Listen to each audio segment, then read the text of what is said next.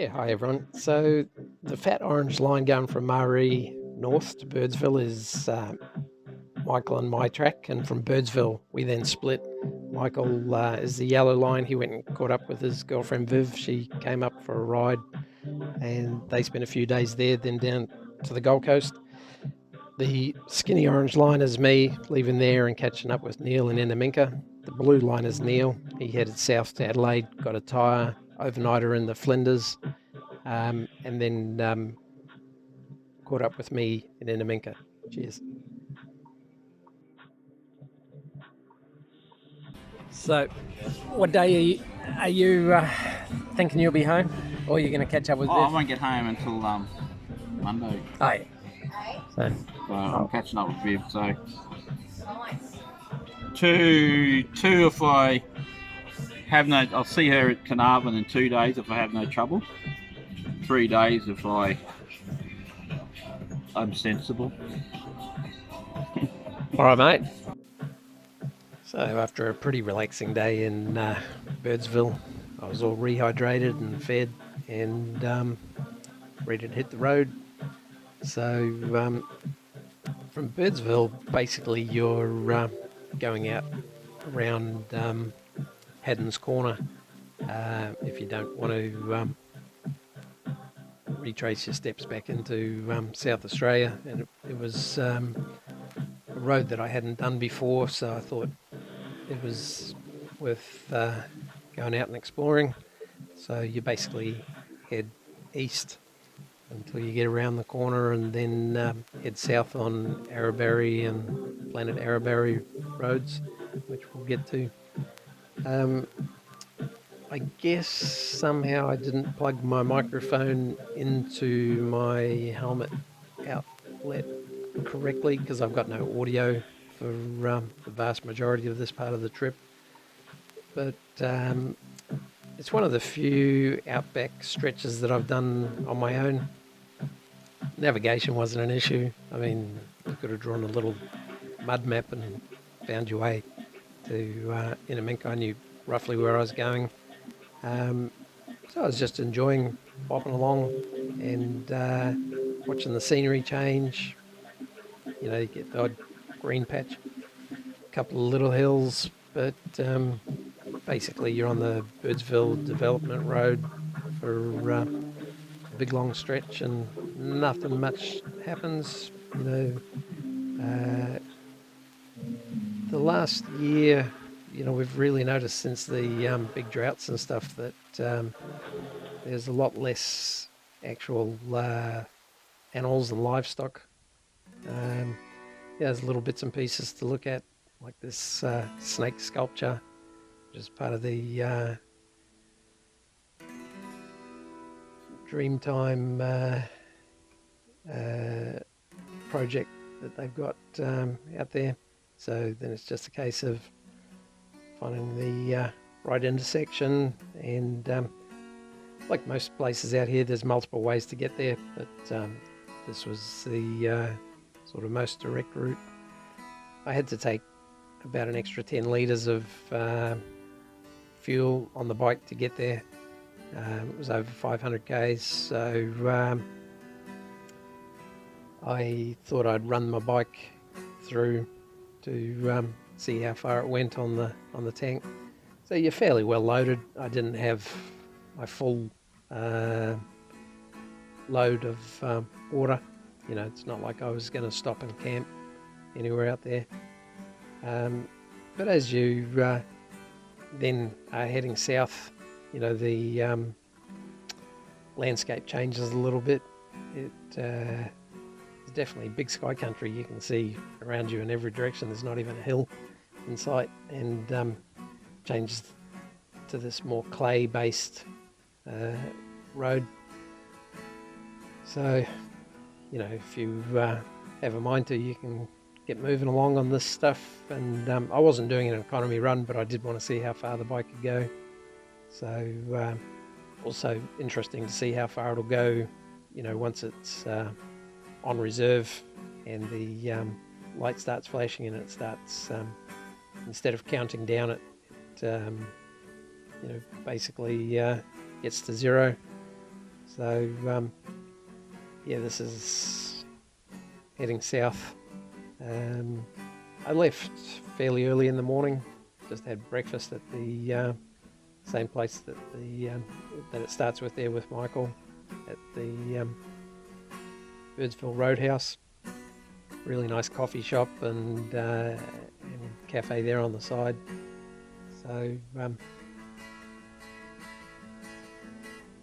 there's not a lot to see, and you're basically just bopping along doing kilometres, but it's still a dirt road. You've still got to pay a bit of attention to what's in front of you. You can hit a random rock or something that's embedded in the road at any point and spoil your day.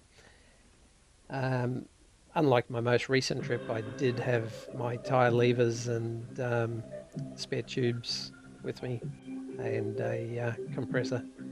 So yeah, on this long solo one, you wouldn't want to do that.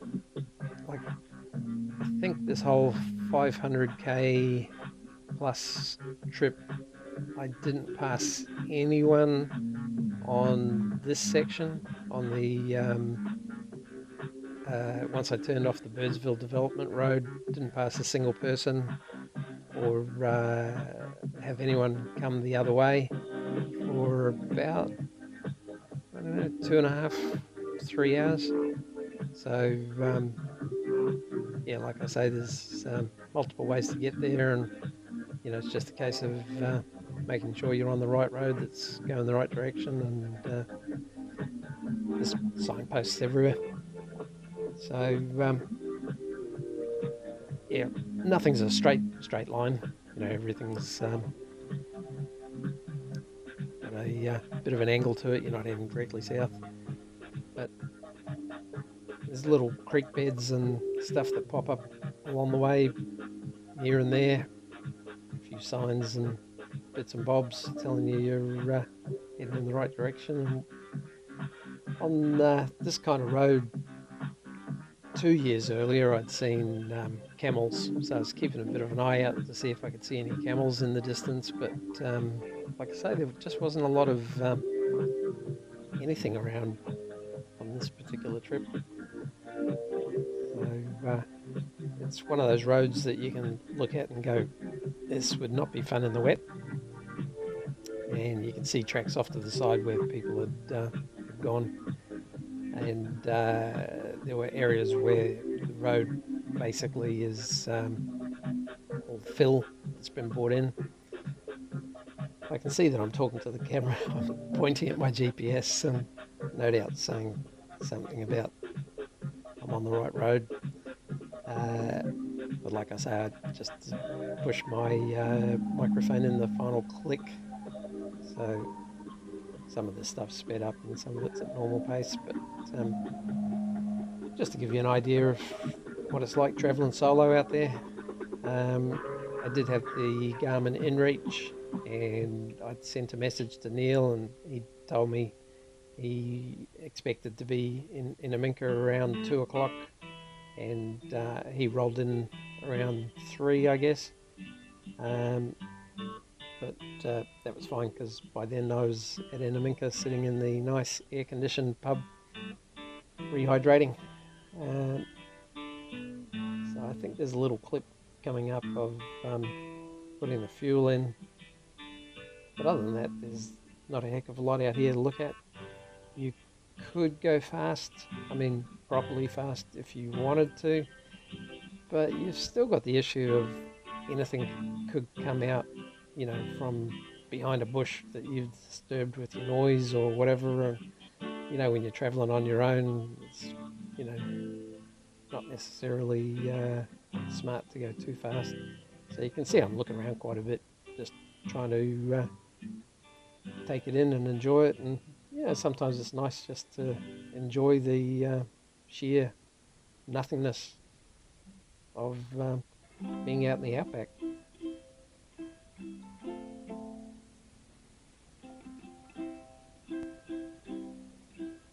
The colours are pretty cool. It's a different kind of look. So pretty much the first decent tree I came to. Stopped here and just shoved the 10 litres in. Had about 10 k's range to go. Just pulled in, had a snack, had a drink. GPS was telling me it was time for a break. So also unzipped the bottom half of my pants. She's warm. And now we'll just do the last 100k run into Minka. So the 10 litres that I had in my bladder, fuel containment bladder, are now in my tank. So I was a bit more comfy and come over the next hill, and there, literally in the middle of nowhere, pushed off to the side of the road, is a little Cessna. There was no one around. I was looking to see if there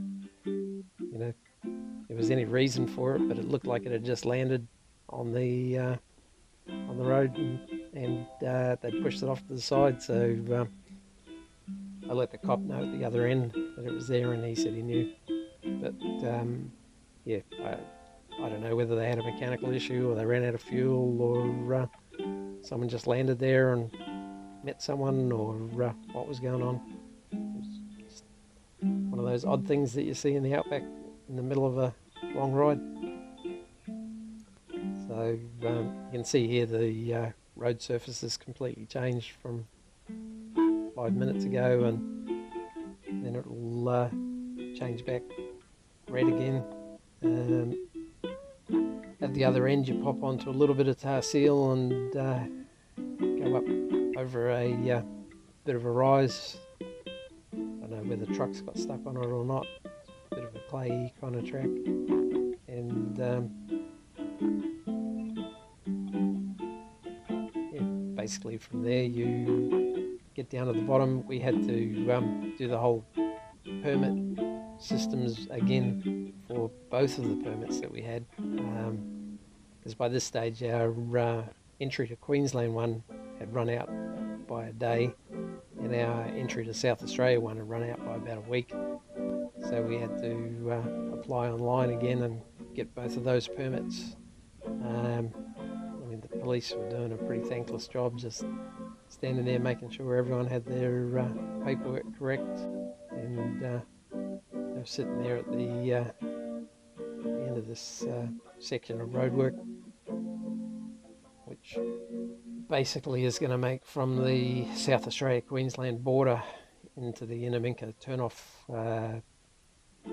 proper new raised, well surfaced, well drained all-weather road.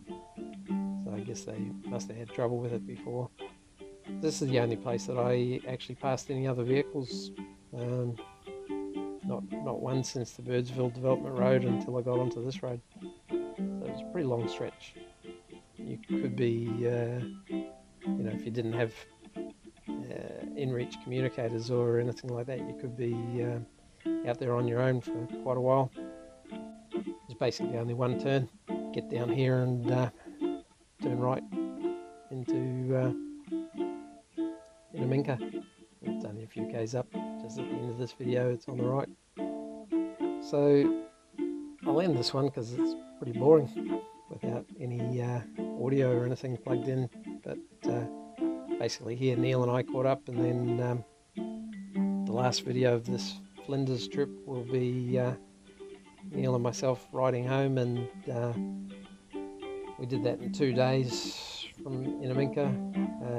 One pretty easy day where we did a bit of adventure riding and some side roads and stuff, and then on the second day we just blast home 900 odd k's and end at night. So cheers, thanks for following along, and please subscribe if you're enjoying it.